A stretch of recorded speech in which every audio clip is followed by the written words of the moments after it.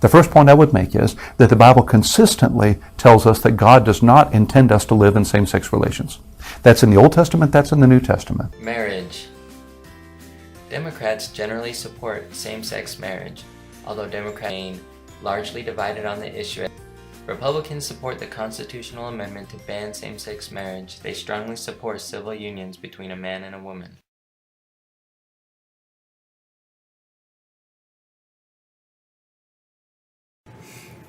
And you're comfortable with same-sex marriage now? Look, I am the President of the United States of America. The President sets the policy.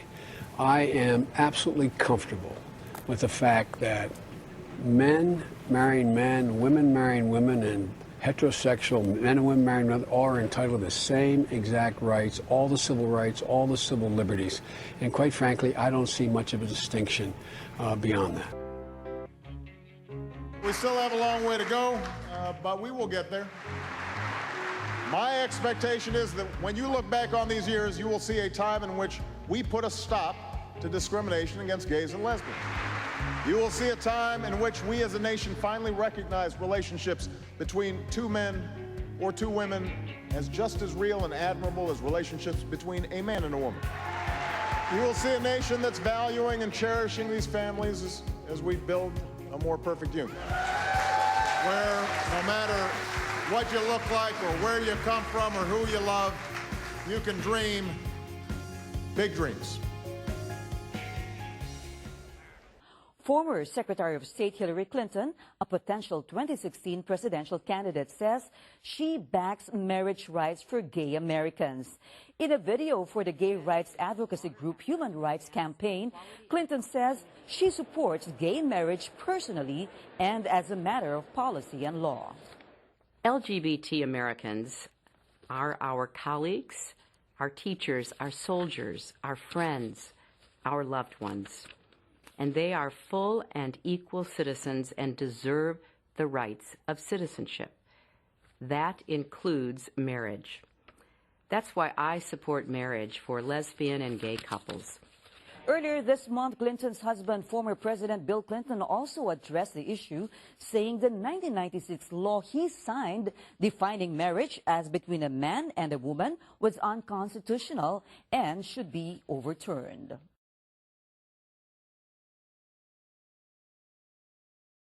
Speaker, on gay marriage, Leader Pelosi and several other Democrats say you're on the wrong side of history on this issue. Do you think that this is a civil rights issue? I believe that marriage is the union of one man and one woman. And the president and the Democrats can talk about all this all they want.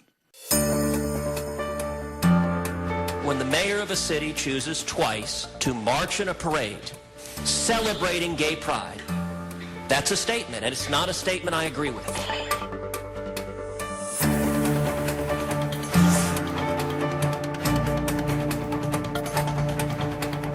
I'm not for any special protections based on orientation. I don't think I've ever used the word gay rights, because I really don't believe in rights based on your behavior.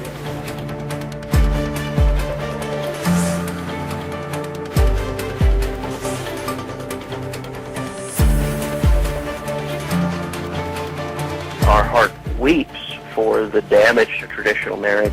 It is not settled law. No law is settled. Marriage is between a man and a woman. One man And one woman. I'm against gay marriage.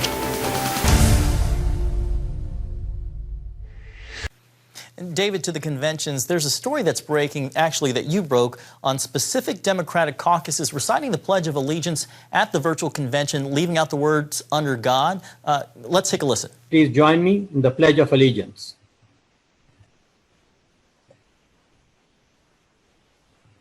I pledge allegiance to the flag of the United States of America and to the republic for which it stands, one nation, indivisible, with liberty and justice for all.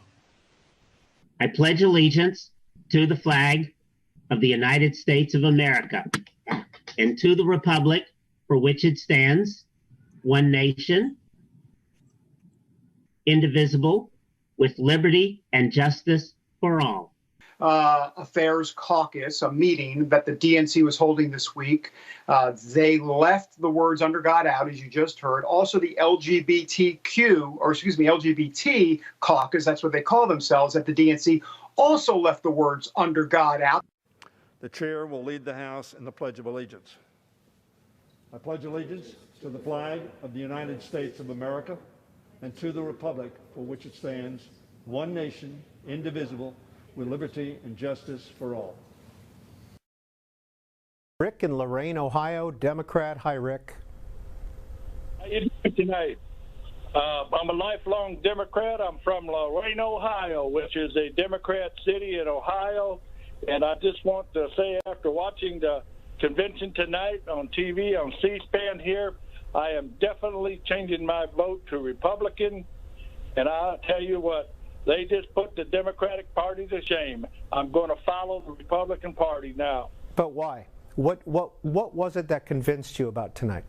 It was the heartfelt way they came across to the American people, and I was really touched by the number of times they used the word God.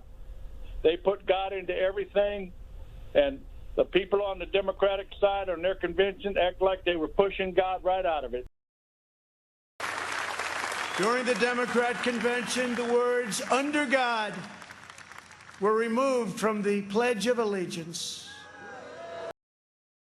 Also saw, Laura, Kamala Harris during her speech, she invoked patriotism and faith. She said, to love our country is to fight for the ideals of this country. Well, I watched a couple of the DNC caucus meetings over the last few days. This was the start of the LGBT caucus meeting earlier today.